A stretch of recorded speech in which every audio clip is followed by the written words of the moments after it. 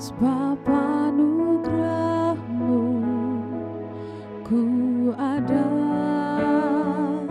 karena kasih-Mu Tuhan Yesus.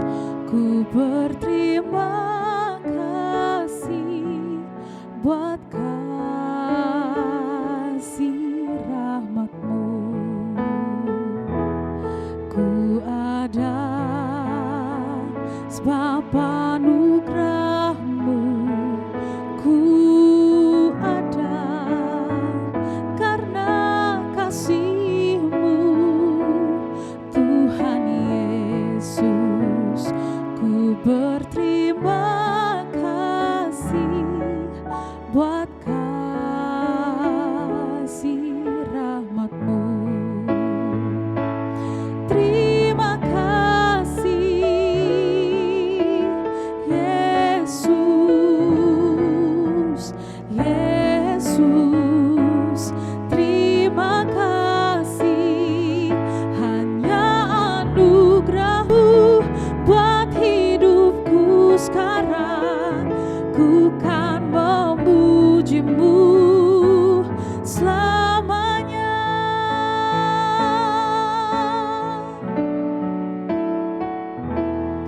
I am here because of your grace. I am here because of your love, Lord Jesus. I am so thankful for your grace abounds to me. Thank you, Jesus, Jesus, Jesus. Thank you, Jesus. It's only by your grace that I could live today. Forever I will pray your name. Thank you, Jesus, Jesus, Jesus. Thank you, Jesus. It's only by your grace that I could live today. Forever I will praise your name. Terima kasih Yesus, oh Yesus. Terima kasih, hanya anugerah-Mu buat hidupku sekarang. Ku kan memuji-Mu selamanya.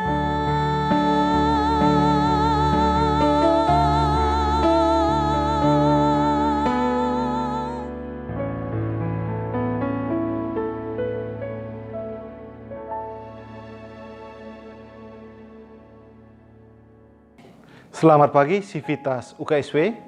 Kita akan masuk ke persekutuan dengan Kristus dengan mendengarkan firman Tuhan.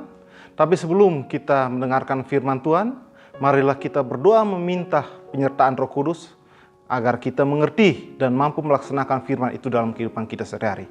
Mari kita berdoa. Tuhan Yesus, terima kasih ya Tuhan atas kasih karunia-Mu dalam kehidupan kami. Hingga saat ini kami masih merasakan berkat dan pertolongan dari-Mu ya Bapa. Dalam dunia yang serba tidak pasti ini, Engkau masih menyertai kami. Engkau masih memberkati UKSW, melindungi kami untuk tetap beribadah dalam persekutuan-Mu yang sejati. Ya Bapa, kini tiba saatnya kami akan mendengarkan firman Tuhan.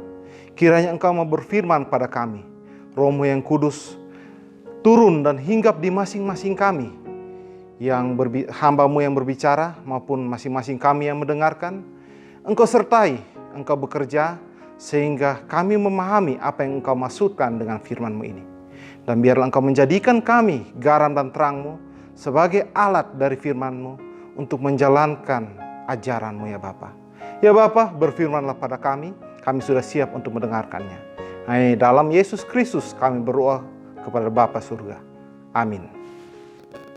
Kita akan mendengarkan firman Tuhan dari kitab Roma pasal 12 ayat 1 hingga ayatnya yang ke-8. Roma 12 ayat 1 hingga ayatnya yang ke-8. Lembaga Alkitab Indonesia memberi judul Persembahan yang Benar.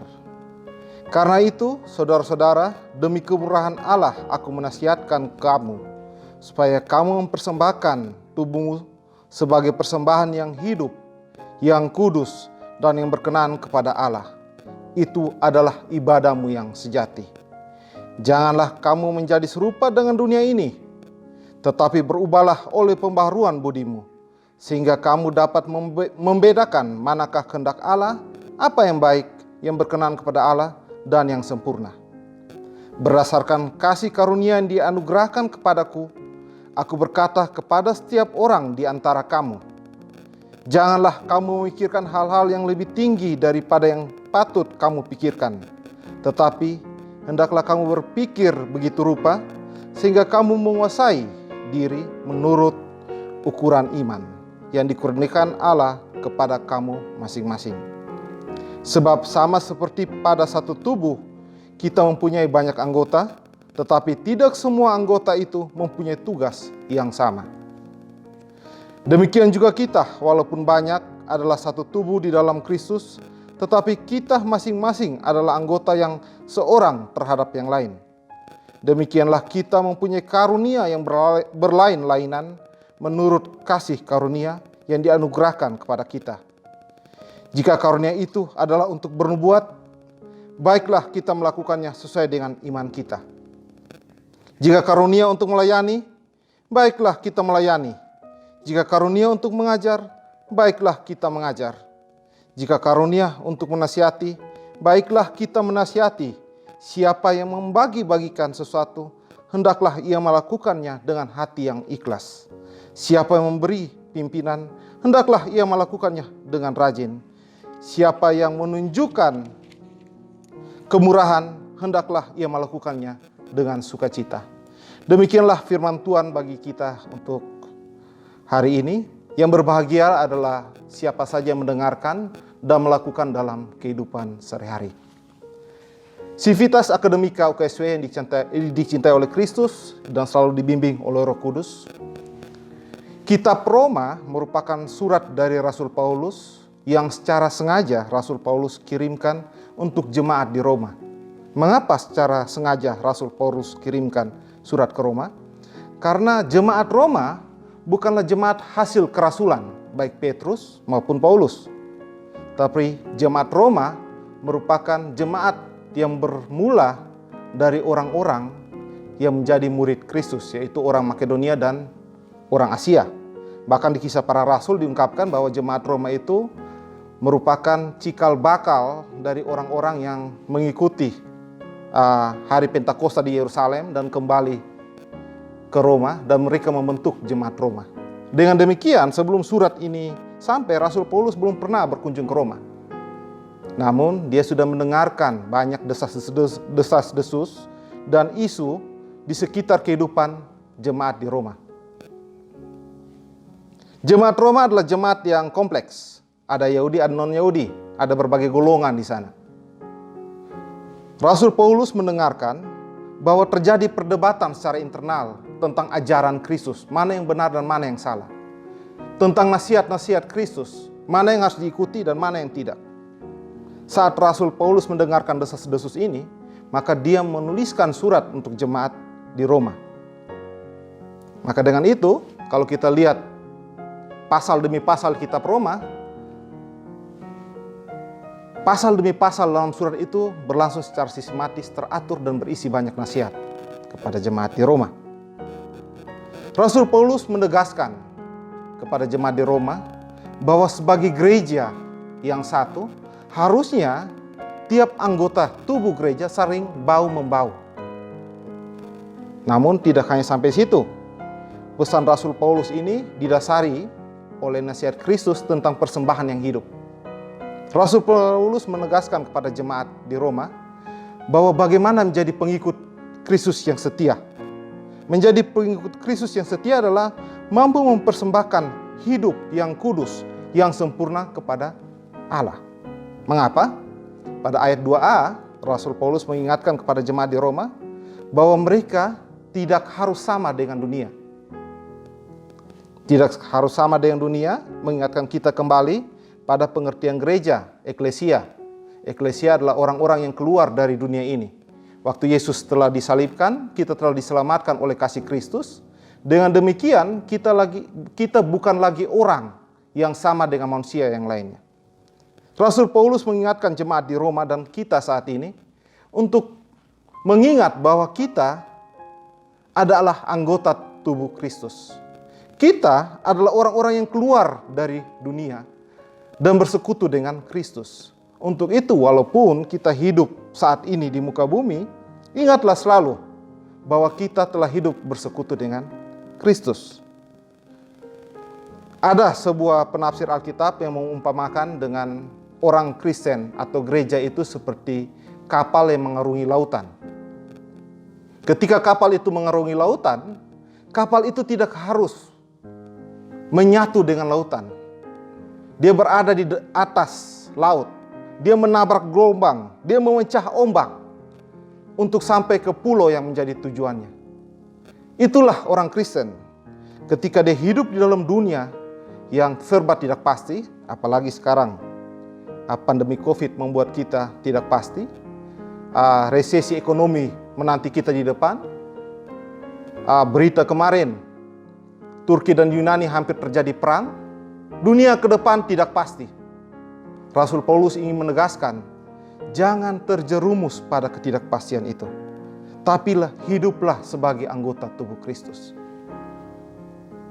Memang tidak mudah, tapi itu yang diharapkan oleh Kristus, terutama rasul-rasulnya. Bagaimana supaya kita bisa mempersembahkan hidup kita yang benar kepada Kristus? Rasul Paulus dalam ayat yang kedua dia mengatakan, lakukan pembaharuan budi. Pembaharuan budi, kalau kita tafsir dengan kalimat yang lain, lakukan transformasi budi. Budi berasal dari bahasa nous Yunani, mind bahasa Inggris, yang artinya pikiran. Jadi Alkitab yang lain menuliskan pembaruan pikiran. Mengapa Paulus menegaskan ini?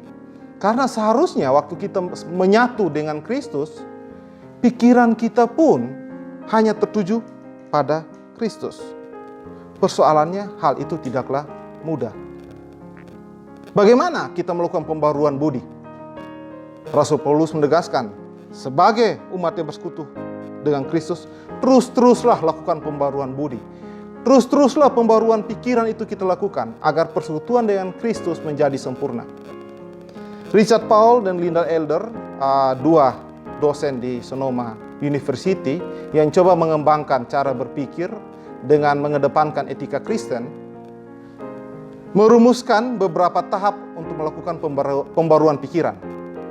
Tahap pertama adalah tahap unreflective thinker. Di situ, kita sebagai manusia biasa menerima berbagai informasi dari luar tanpa kita seleksi. Kalau saya umpamakan seperti anak sekolah minggu yang terima pengajaran dari guru sekolah minggu, menerima nasihat dari orang tuanya, dia tidak merefleksikan mana yang baik dan mana yang salah. Dia tidak mampu mengatur atau memikirkan mana yang tepat.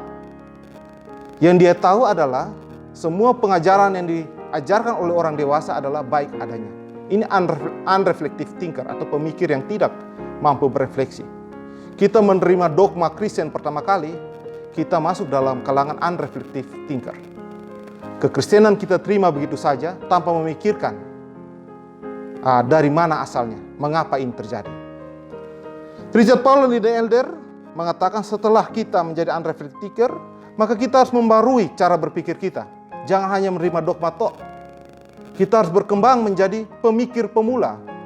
Pemikir pemula yang di sini yang dimaksud adalah kita berpikir untuk melakukan apa yang diajarkan Kristus dalam kehidupan kita sehari-hari. Misalnya, tiap hari bangun, berdoa. Sebelum bekerja, berdoa. Percayakan hidup kita pada Kristus.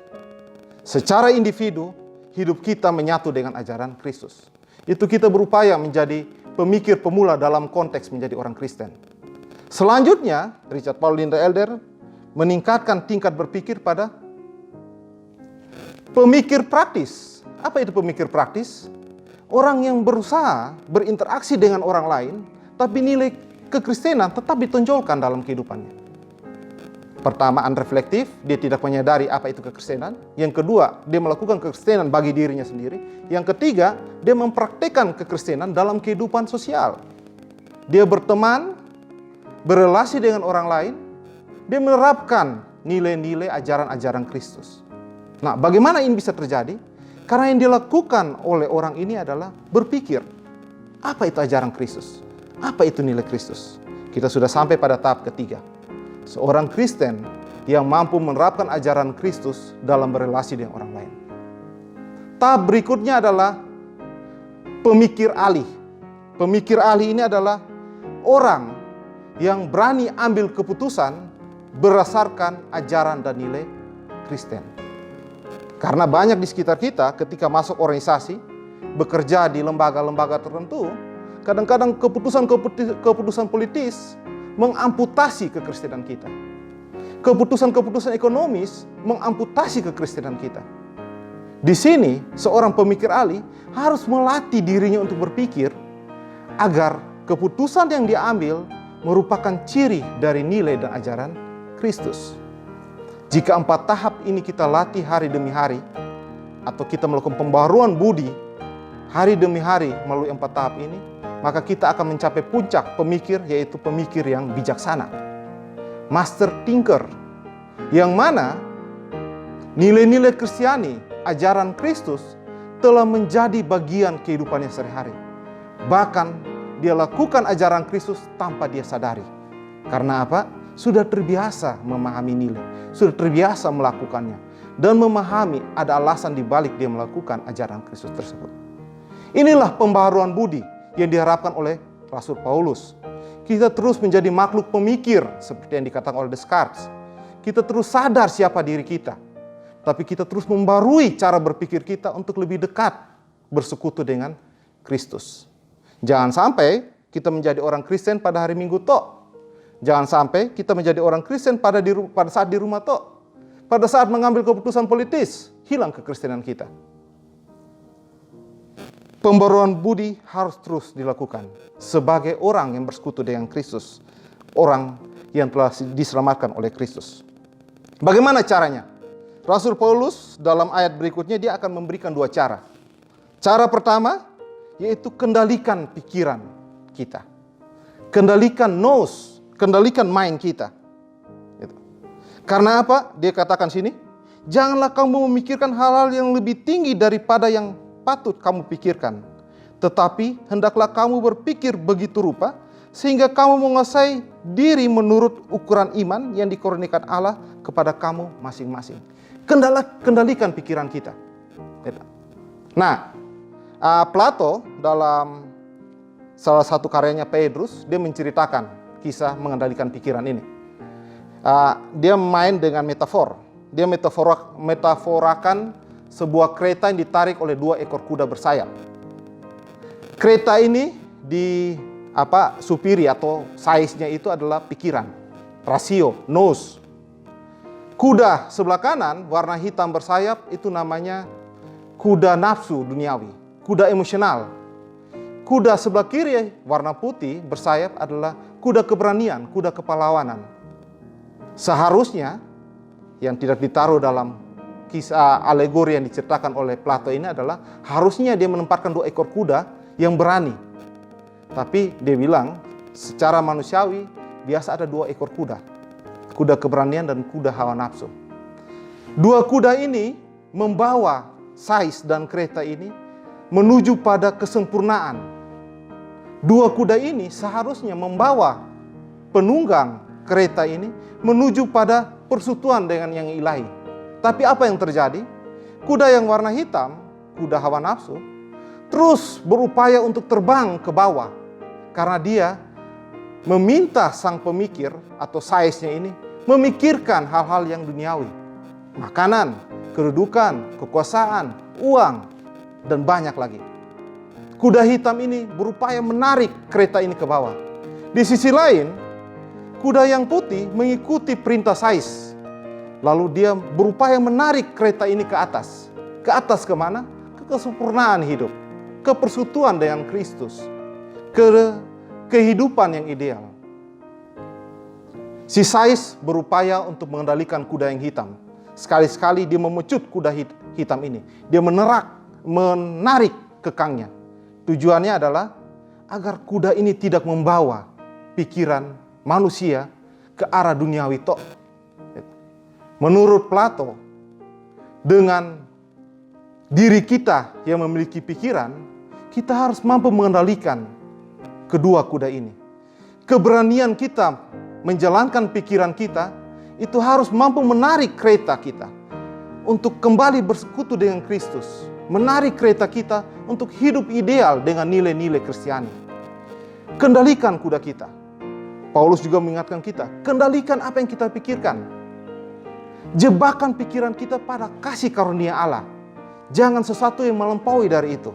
Misalnya kita menginginkan kekuasaan di luar kehendak kita, kedudukan di luar kita. Jangan memikirkan hal itu.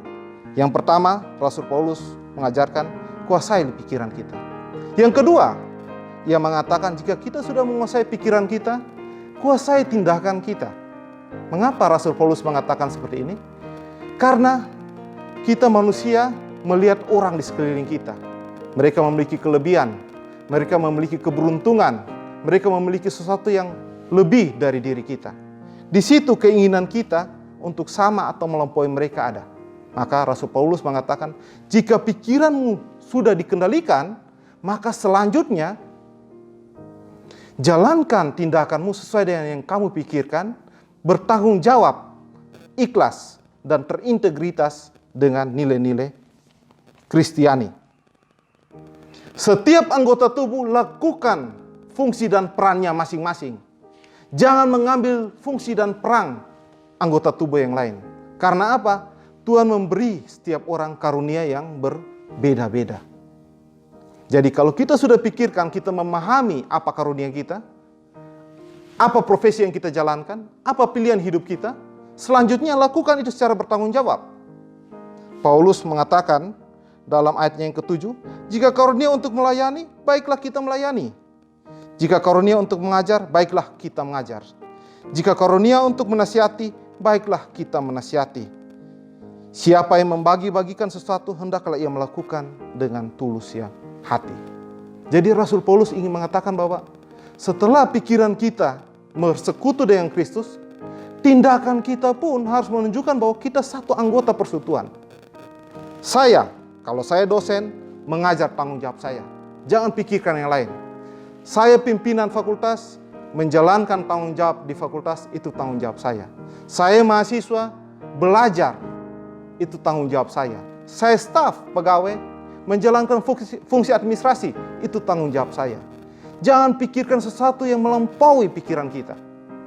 Apalagi sampai pada mengambil peran dan tanggung jawab anggota lainnya. Rasul Paulus mengingatkan kepada kita, biarlah persekutuan kita menjadi persekutuan yang hidup. Tiap-tiap anggota memahami peran dan fungsinya. Tiap-tiap anggota memahami tanggung jawabnya. Dan optimalkan tanggung jawab yang diberikan. Sehingga apa? Gereja Kristus sebagai satu tubuh dimuliakan. Kesaksian kita tentang Kristus Allah yang hidup dapat nyata dalam kehidupan saat ini. Janganlah saling curiga, janganlah saling cemburu, atau memikirkan peran dan fungsi yang lainnya. Bertanggung jawablah dan bertindaklah optimal terhadap peran dan fungsi kita. Lakukan fungsi dan peranmu dengan ikhlas, sukacita, dan bertanggung jawab. Maka tubuh Kristus akan menjadi sempurna. Mengapa? Karena tiap anggota bekerja untuk masing-masing karunia-Nya. Jika tiap karunia dioptimalkan, maka tubuh Kristus menjadi sempurna. Pada akhirnya, yang Paulus maksudkan dengan persembahan yang sempurna adalah kuasai pikiran kita dan bertindaklah sesuai dengan peran dan tanggung jawab kita masing-masing. Ingat, karunia diberikan kepada kita berbeda-beda oleh Allah. Untuk itu bertanggung jawablah terhadap karunia kita masing-masing.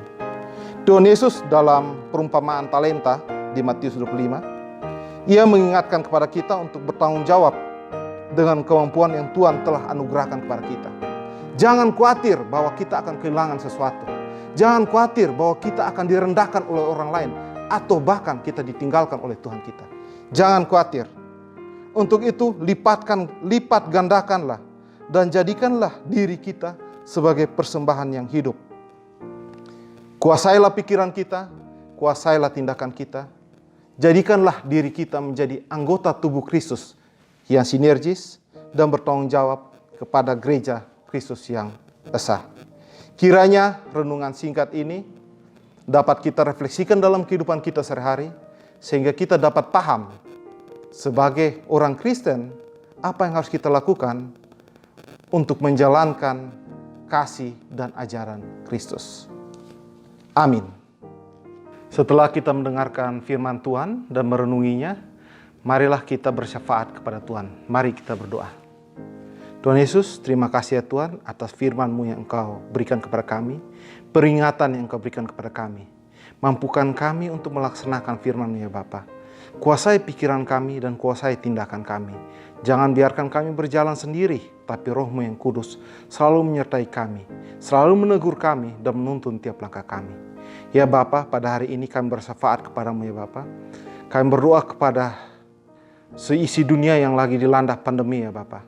Kami tidak tahu kapan berakhir, kami tidak tahu kemana arah dan tujuan dari pandemi ini. Tapi kami yakin dalam pengharapan kepadamu, segala sesuatu punya maksud dan akan berakhir. Karena Engkau selalu menyertai kehidupan kami sebagai manusia. Ya Bapa, biarlah kuasa-Mu yang terjadi di atas kami. Kami berdoa juga untuk negara kami, Indonesia, yang sekarang akan memasuki musim politik, tapi juga belum selesai dengan pandemi COVID-19. Ya Bapa, sertailah pemerintah dari pusat hingga daerah, kuatkanlah iman mereka, takutkanlah mereka kepada kehendak-Mu, kuasailah pikiran dan tindakan mereka, sehingga kebijakan yang mereka lakukan sesuai dengan rancangan ya Bapa. Kami tahu Engkau selalu menyertai negara ini dari dulu hingga saat ini. Untuk itu, kami selalu berpengharapan kepadamu untuk tetap menyertai negara ini sampai masa yang akan datang. Kami berdoa juga untuk badan legislatif, mereka yang terus berbicara, memikirkan tentang kehendak rakyat. Engkau hadir dalam tiap percakapan mereka, sehingga pikiran mereka selalu dikuasai oleh Roh-Mu yang kudus, sehingga mereka mengarahkan seluruh kebijakan mereka untuk masyarakat banyak. Ya Bapa, lindungilah negara ini, lindungilah pemerintah, petugas, dan semua orang yang berkontribusi terhadap negara ini. Jaga mereka, sertai mereka. Kami berdoa juga untuk kota Salatiga ya Bapa. Engkau berkati kota kecil ini ya Bapa. Kota kecil ini telah memberi kehidupan bagi kami yang ada di Salatiga. Kota kecil ini memberi warna bagi bumi Indonesia. Lindungilah para pejabat, lindungilah para pegawai, lindungilah semua orang yang berkontribusi di kota kecil ini. Guru-guru, para petugas kebersihan, semua orang yang berkontribusi di kota kecil ini. Engkau jaga ya Bapa. Peliharalah kota Salatiga, biar Engkau mau bersabda dan Engkau mau menggunakan kota ini untuk menyuarakan firman-Mu ya Bapa. Kami berdoa juga untuk lembaga kami, Universitas Kristen Satewacana. Engkau telah menghadirkan UKSW secara sengaja untuk membimbing pikiran, bimbing intelektualitas kekristenan di Indonesia.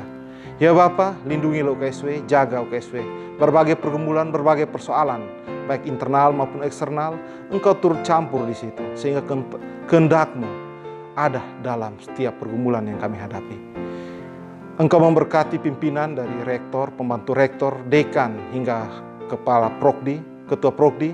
Engkau berkati ya Tuhan. Engkau sertai mereka tiap kebijakan yang mereka ambil. Engkau berkati, Engkau sertai mereka tiap strategi yang mereka ambil untuk mengembangkan lembaga ini.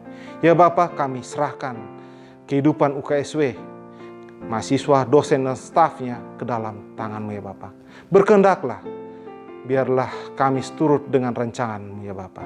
Ya Bapa, kami doakan masing-masing pribadi kami dengan pergumulan kami masing-masing. Engkau tilik pergumulan kami, Engkau jawab sesuai dengan kehendak-Mu. Masukkan kami dalam rancangan kasih-Mu. Jangan biarkan kami berjalan sendiri, tapi kami berjalan sesuai dengan kehendak-Mu ya Bapa. Kuasailah pikiran dan tindakan kami ya Bapa. Jangan biarkan Roh-Mu yang kudus keluar dari masing-masing pribadi kami. Inilah doa kami ya Bapa. Ampunilah segala kesalahan kami, seperti bagaimana kami mengampuni orang yang bersalah kepada kami. Dan Kau berkatilah kami sesuai dengan kehendak-Mu. Inilah doa kami yang jauh dari sempurna. Hanya dalam Yesus Kristus Allah yang hidup kami berdoa ke Bapa surga. Amin. Sebelum kita mengakhiri kebaktian kita, marilah kita berdoa mohon berkat dari Tuhan. Kiranya Tuhan memberkati kita dan melindungi kita. Kiranya Tuhan menyinari kita dengan wajah-Nya dan memberi kita semua kasih karunia. Tuhan menghadapkan wajah-Nya kepada kita dan memberi kita semua damai sejahtera. Amin.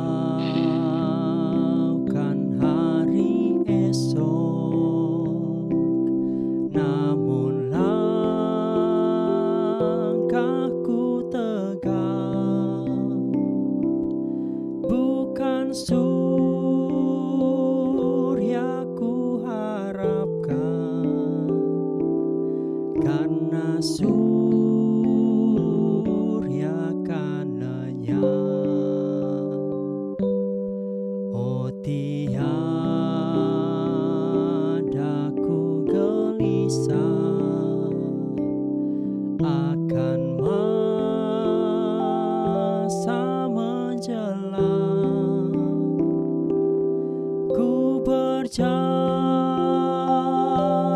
serta Yesus, maka hatiku tenang. Banyak hal tak ku fahami dalam masa menjelang.